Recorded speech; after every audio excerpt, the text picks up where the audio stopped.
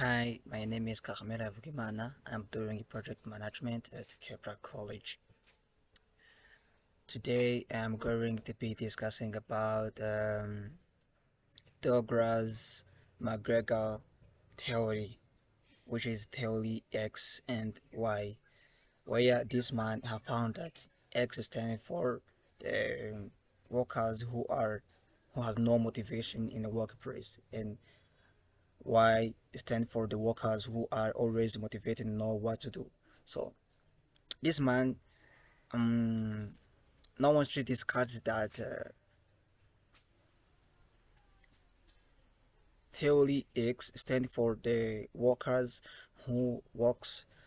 Maybe sometimes they need the supervisors just to produce their work very well and produce the beneficial.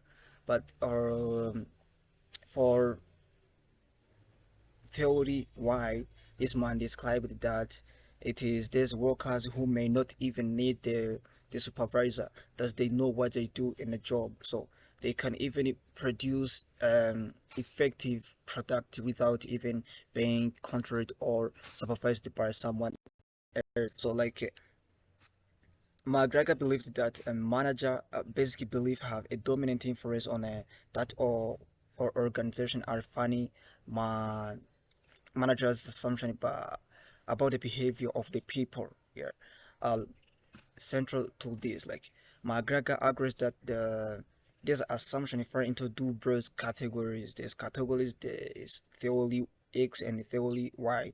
So these findings were detailed in the human side of enterprise first. And then so as it is available to the website of McGregor also, it says that this was appeared in 1960. Yeah. So basically, this theory X, as I have been explaining this, it assumed that the average human being has an inline this lack of work and will avoid this possible. So they only need like a supervision or inspiration just to produce a good work. Yeah. So if I can talk like an example of this, like imagine have like an operation or an organization where you have to produce different product and you want that this product must be effective. Let's say like in education. So there are some students who are very capable just to teach the students so that they can even understand. So this will be available in the grades of the student, where the student will get more grades or where the student will have low grades. So when the students are getting more grades and with critical correcting or by using like humanity or vouchers, so this will show us that that person is kind good at teaching. But when someone is teaching the students and those good students are getting like lower grades, that means that the teacher maybe has the skills and is good at teaching, but maybe in the like supervision just to know how he can um he can progress in teaching the students. Also, this teacher will need like a kind of supervision where the managers will like to pass by at the school just to know where he is, just to know the style that he is using, and thereby helping him to improve like the level of teaching so that the student can understand. So this has been like an example. Without wasting too much time, let's jump to the another theory, which is let's leap to um, another theory, which is Haber's two-factor theory of motivation hygiene. So for Haber's theory, uh, it believes that the two-factor motivation theory, otherwise uh, known as Hubbard motivation, so hygiene theory or dual factor theory, argues that they are separate set of like maturity uh, um, maturity executive factor in a workplace. that either cause job satisfactory. So maybe according to this theory, we can see that the general factor includes job satisfactory and led to safe growth and safe actualization. So the two-factor motivation theory has become one of the most commonly used theoretical framework in the job satisfactory literature. So like according to Herzberg, there are two kind of motivation that must be given to workers. The first is hygiene factor, and the second is motivation. So, just to counter this, you must know that the category of the employees, maybe the employees can be in a comfortable but unfilling the job. Otherwise, they can be funny and exciting job. So they can also be like hard but meaningful job. Also can be also miserable a job.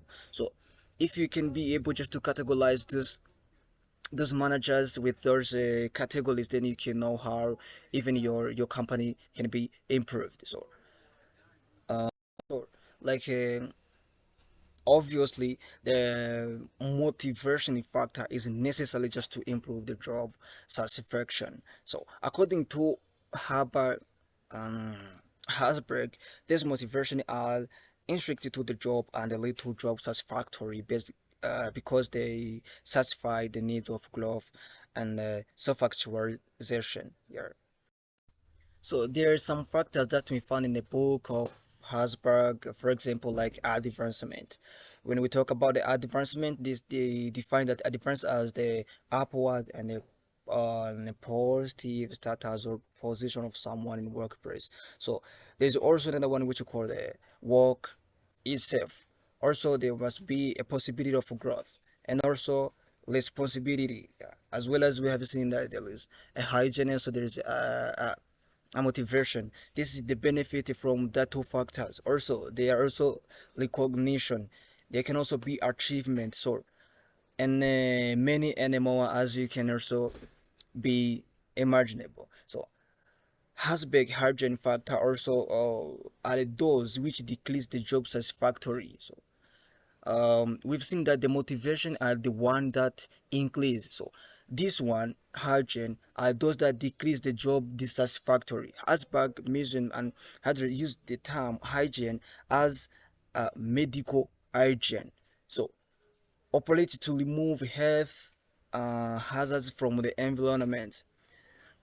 Asberg also stated that the hygiene factor are the extensions to the job and function in the need of avoid and presentness. So like let's see some factors for the hygiene. There must be interpersonal relationship.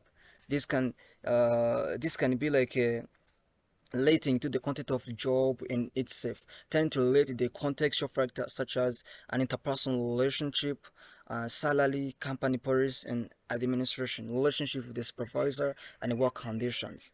So we can see also that this one we handle the salary include wage salary increase like negatively and fulfill expectation of wage or salary increases. So company policy and administration is also another factor. Company policy and administration include factors such as like extent to which company organization and the manager policy and the guideline are clear or unclear. Like for example, a lack of the delegation of authority, vague policy and procedures and communication may lead to job dissatisfactory here.